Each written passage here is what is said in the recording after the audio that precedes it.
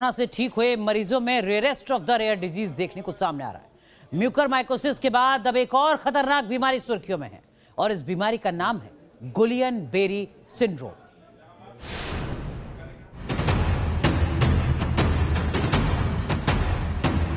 Corona से ठीक लेकिन पैरालिसिस का खतरा। म्यूकरमाइकोसिस के बाद गुलियन-बेरी सिंड्रोम का खौफ।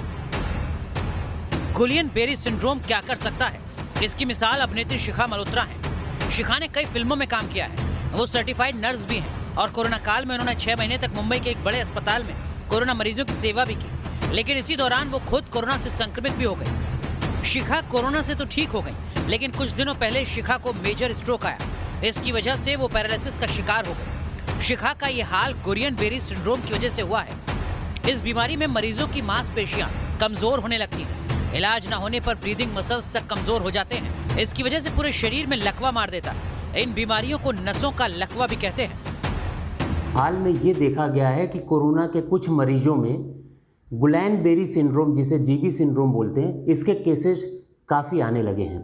इस बीमारी के कुछ खास लक्षण होते हैं, जैसे उंगलियों में या पैर की उंगलियों में सनसनी होने लगना, टिंगलिंग सेंसेशन होने लगना, कमजोरी आने लगना। धीरे धीरे ये जो सिम्टम्स हैं ये सीवियर होते जाते हैं, बढ़ते चले जाते हैं और अंत में पैरालिसिस तक हो सकती है और कभी कभी पेशेंट कोमा में भी चला जाता है। मुंबई में इस बीमारी के मामले सामने आए हैं। इसके अलावा अहमदाबाद में भी मामले सामने आए हैं।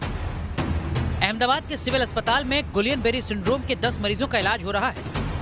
कोरोना से ठीक हुए लोग गुलियन-बेरी सिंड्रोम की चपेट में आ रहे हैं और ये सिंड्रोम उन लोगों में बहुत तेज़ी से फैल रहा है। हालांकि कोरोना वायरस के संक्रमण से मुक्त होने वाले लोगों पर ये नई तरह की मुसीबत टूट पड़ी है।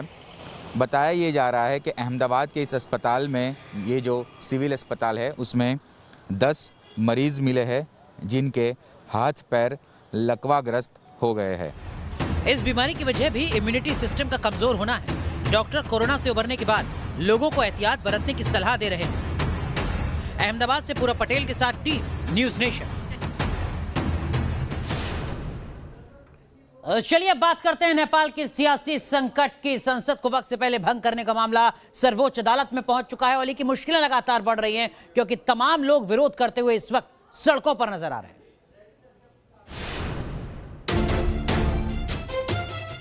नेपाल में सियासी संग्राम की ये तस्वीर है। पीएम ओली के फैसले के खिलाफ कम्युनिस्ट पार्टी के प्रचंड गुट के समर्थक प्रदर्शन कर रहे हैं। सियासत की लड़ाई चुनाव आयोग से लेकर सुप्रीम कोर्ट तक पहुंच चुकी है। प्रचंड खुद इस प्रदर्शन की अगुवाई कर रहे हैं।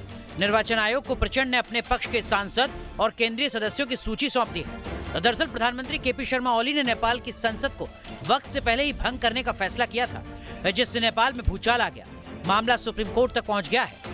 नेपाली सुप्रीम कोर्ट ने इस मामले में राष्ट्रपति कार्यालय और सरकार को कारण बताओ नोटिस जारी किया है। कोर्ट ने संसद भंग करने के लिए रविवार तक लिखित कारण बताने को कहा है। सुप्रीम कोर्ट के जो चीफ जस्टिस है, उन्होंने एक टिप्पणी की कि जन निर्वाचित सरकार यदि जनता के बीच में जाना चाहे, ताजा जनादेश लेना चाहे, तो उसको जबरदस्ती काम पर नहीं लगाया जा सकता है। उसको ये नहीं कहा जा सकता है कि तुम जबरदस्ती सरकार चलाओ। ओली के इस फैसले के खिलाफ नेपाल की सुप्रीम कोर्ट में 13 याचिकाएं दायर की गई हैं, जिसकी सुनवाई चीफ जस्टिस की संविधान पीठ कर रही है। Team news nation. चलिए अब बात करते हैं अलीगढ़ के कासिम की, जो करमवीर बन चुका है। लेकिन कासिम के करमवीर बनने पर उसके लिए मुस्लिम कटमुल्लाओं की कट्टर सोच खतरा बनी हुई है। अपने बीवी बच्चों के खातिर कासिम ने हिंदू धर्म तो अपना लिया, लेकिन अब मुस्लिम कट्टरपंथी उसे जान से मारने की धमकी दे रहे हैं। तो ये जो मुस्लिम समाज के लोग हैं,